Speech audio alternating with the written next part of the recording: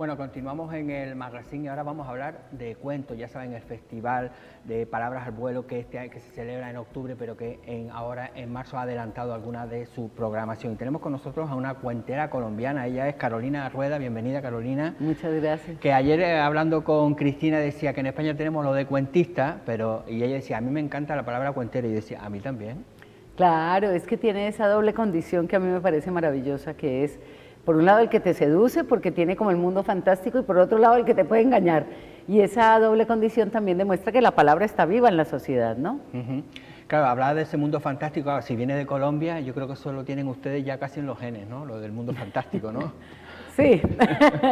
Porque yo creo que desde pequeños ya los padres, las madres les están contando esos cuentos, ¿no? Yo creo que se va quedando. No sé cómo surgió en ti esa afición de contar habladores, cuentos. en mi casa, muy habladores, tanto mi mamá como mi papá. Mi papá era locutor y manejaba administrativamente una radio de Colombia, y mi mamá le contaba a uno cosas, pero es que todo el mundo habla, todo el mundo cuenta, ¿no? Un colombiano no puede contarte corto. Siempre se extenderá en lo posible. Y en forma de hablar, Carolina Rueda, vienes a España porque tú resides en Colombia. Sí. Cuéntanos que estás de gira. Estoy de gira desde enero, desde finales de enero. He tenido la gira española, pero también estoy dirigiendo una chilena en Francia, que está montando un espectáculo sobre su vida personal y familiar y la historia de Chile, con fondos chilenos, pero ella vive en Francia. Entonces nos reencontramos a finales del año pasado y me dijo que quería que fuera una mujer latinoamericana la que la guiara en este proceso. Entonces, además he estado en Linares, en las Canarias, en otros lados estuve en la Gran Canaria y en El Hierro, estuve en Tolosa, en Pamplona. Dios mío, ahora se me va todo. Ahora después de aquí voy para Galicia. Bueno, a ver, eso lo que significa es que al tener esa agenda tan intensa, que yo creo que podrá decir que como cuentera rueda muchísimo, ¿no? Y que rueda apellido... y que ya tiene esa trayectoria y esa consolidación, ¿no? Sí, pues sí, que este apellido, pues Carolina Rueda, sí, ruedo.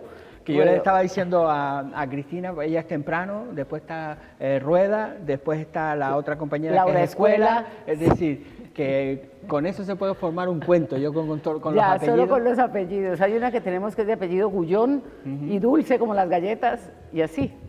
Bueno, va a venir a Lanzarote y está en Lanzarote. ¿Es la primera vez? En Lanzarote la primera vez, pero mi isla soñada, porque siempre que iba a venir pasaba que en el Festival de Agüime se caía Lanzarote. Entonces me decía el director, Carolina, se me cayó Lanzarote este año, por eso no vas para Lanzarote. Y bueno, cuando Cristina me llamó organizando esta gira, que me dijo, mira, se me presenta una situación, ¿podrías venir? Y yo, claro que, ¿cómo que claro que sí. Y primero eran 2 días y finalmente fueron 3. Hoy es el día, además, el Día Internacional de la Narración Oral, y va a actuar esta tarde a las 6 en la Biblioteca Insular, gratuito, para que lo sepan todos aquellos que se quieran acercar. Es cuentos cantados, cantos contados, ¿no? Sí, es juego de palabras. Claro, es un espectáculo con cuentos de mi abuela y como de la vida familiar, y cuentos, algún cuento de Rudyard Kipling. Un poco es un espectáculo que invita a que los niños vean a sus papás reírse y los padres también vean cómo los niños se ríen de la situación. Es un espectáculo, para que lo sepan, a partir de 4 años, bueno, si es un niño pequeño y no lo puede dejar en casa, tampoco vamos a decirle que se quede, ¿no? Claro, pero y si se cansa el niño, pues sale el padre, le da una vueltecita y vuelve. Claro, pero digo que es familiar. Es familiar. Te cuento, porque claro, si te los contaban, es decir, era de pequeñita, ¿no? Eso... Sí, claro, es para, yo digo que es de niños de 4 a 99 años.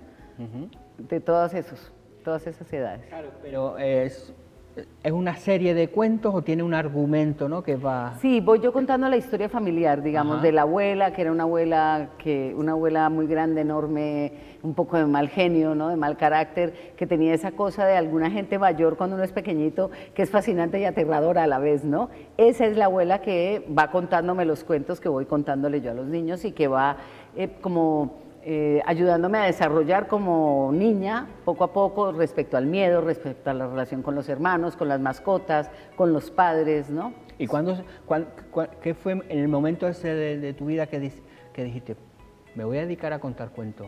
¿Cómo fue ese Bueno, yo estudié literatura o lo que aquí llaman filología y hacía teatro en la universidad y toda la gente me decía, en esa novela hay un contador de cuentos, en esa película hay un contador de cuentos. Yo no entendía por qué me mandaban a ver contadores de cuentos. Y después me enteré, tomé un curso de narración oral escénica que estaba girando por Latinoamérica y España, un cubano que se llama Francisco Garzón Céspedes. Yo tomé su taller casualmente para ver que las casualidades no existen, no me tocaba, pero me tocó. Y empecé a contar y vi que se me juntaban las dos cosas que más me gustaban, estar en la escena y contar lo que leía.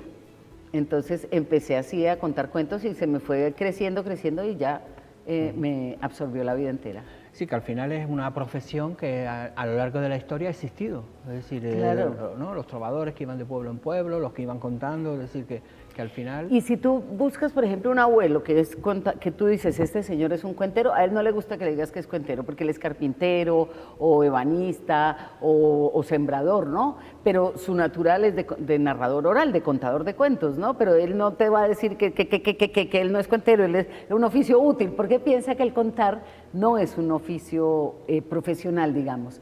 Y yo ya vengo de esta generación donde uno de los oficios escénicos y de escenarios no convencionales aparece, que es la narración oral. Que ahora lo moderno son los monologuistas, ¿no? Que ya se hacen, que al final son cuenteros, básicamente. Sí, pero hay una pequeña diferencia, digamos, nosotros relatamos la noticia, pues esto me lo hizo entender un monologuista colombiano, el cuentero cuenta la noticia y el monologuista no cuenta la noticia, sino que la comenta. No, claro, en el narrador aparece ocasionalmente la figura del comentarista de la noticia, pero nuestro oficio es contar la historia, mientras que el oficio de ellos es comentar la historia. Sí, pero digo que es una variación. Es una variación, ¿no? sí. Que claro. al final, que adaptada. Charlistas, les decían en los años 50 en Colombia. Ajá. Había actores que se llamaban los charlistas, que eran los que salían al escenario a hacer un poco lo que hacemos nosotros, mezclado con los monologuistas, y llenaban las plazas y los teatros, y se compraban teatros. Hay un teatro enorme ahora que era de un charlista de los años 40, 50, ¿no?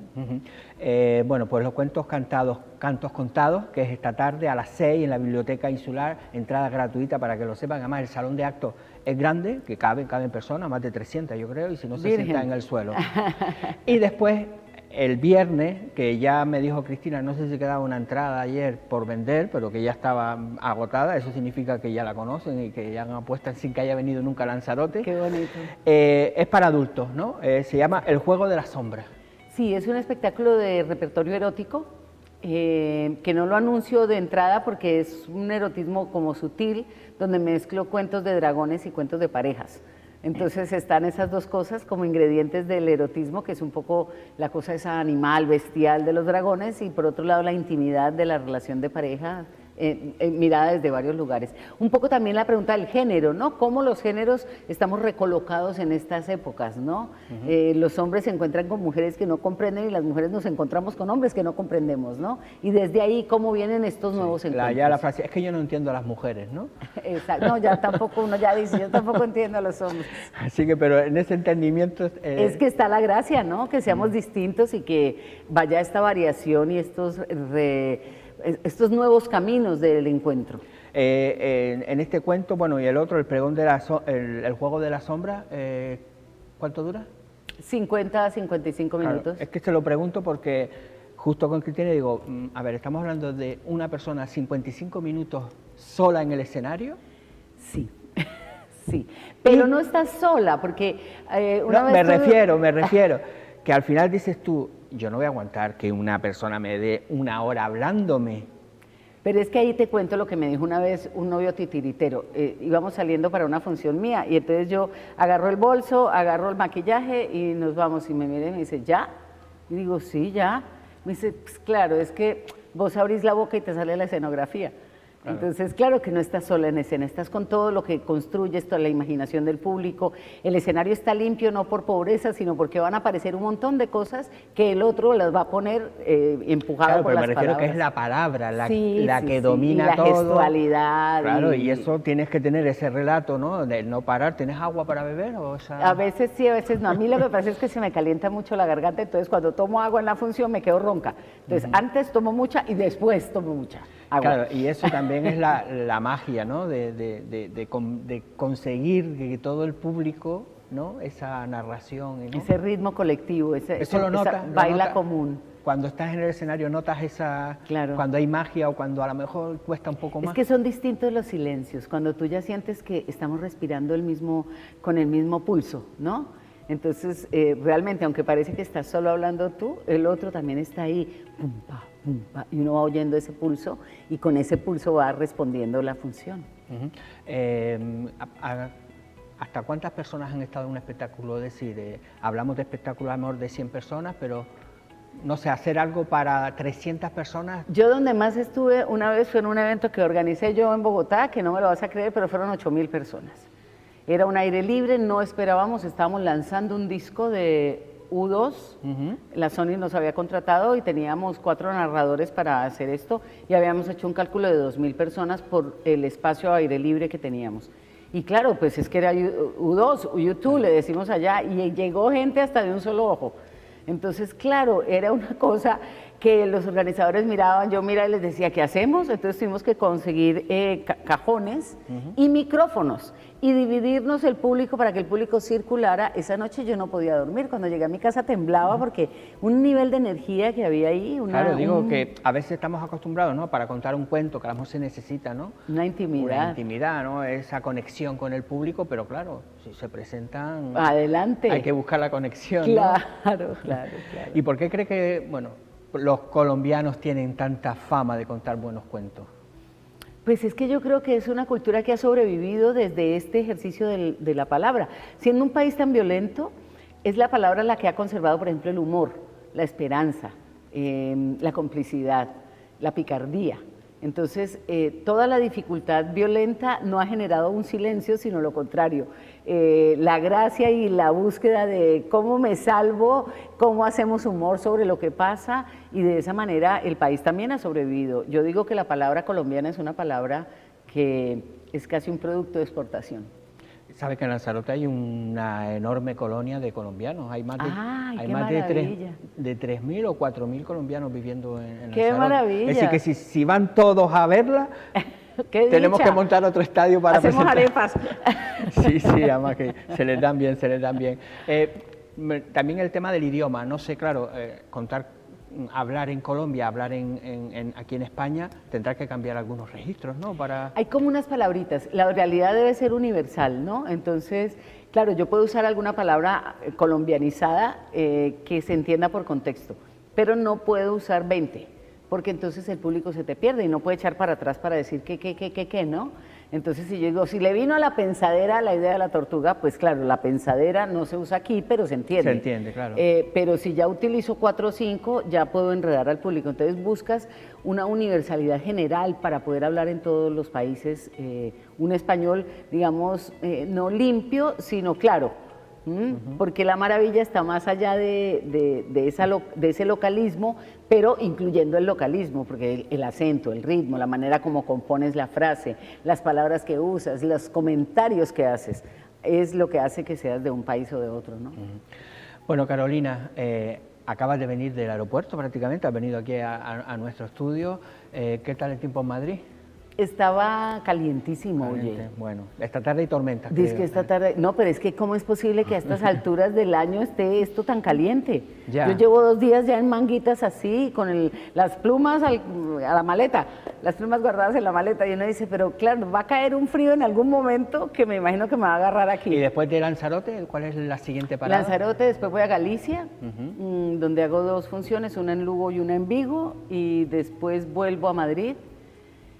Hago otra función en Móstoles, cerca de Madrid, y voy a Francia a la segunda parte con la francesa, vuelvo y voy a Barcelona, y voy a hacer un taller en un pueblito pequeñito que se llama Chodes, en un centro cultural que se llama La Cala de Chodes. Lo bueno es que al final ya se va a conocer la geografía española. Por favor, sí, además es tan bello y tan variado.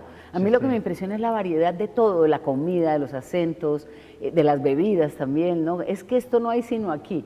Y esa maravilla que la gente te regala de, te quiero mostrar algo que no hay sino aquí. Ese gusto me lo doy en todo el país. Bueno, gracias por venir, por hablarnos de cuentos. Muchas gracias por la invitación. Y ya esperemos que no sea la primera. Que sea la primera, pero no la última vez que estamos.